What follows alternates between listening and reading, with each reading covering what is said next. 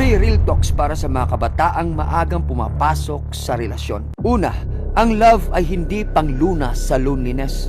Maraming pumapasok sa relasyon upang takasan ang kalungkutan o kawalan ng kumpiyansa sa sarili. Pero tandaan, kung hindi ka masaya mag-isa, hindi magiging solusyon ang isang tao. Ang dapat punan ay self-love at purpose mo sa buhay, hindi mapupuno ng relasyon. Pangalawa, ang pag-ibig ay hindi karera. Sa panahon natin ngayon, parang competition ang pagjojowa. Na kapag nagkajowa ang katabi mo, o kaya ang kaibigan mo, o kaya ang kakilala mo, dapat ay magkajowa ka na din. Pero ang totoo, walang deadline ang pag-ibig.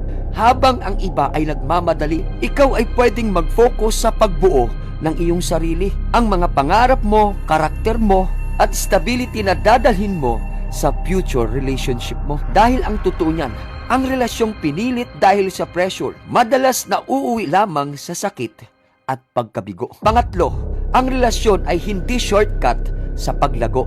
Ang akala ng iba ay kaya nilang bumuo ng kanilang pangarap magkasama, pero kadalasan ay nauuna ang drama kaysa sa paglago. Sa edad na dapat nagdi-discover ka pa lang ng iyong sarili, nauubos ang iyong oras sa selosan at pag-adjust sa isa't isa. Ang pag-ibig sa tamang panahon ay lumalago at dinedevelop nito ang iyong sarili. Real talk, ang pag-ibig ay isang magandang karanasan. Ngunit mas maganda kung hinug ka at handa ka para dito.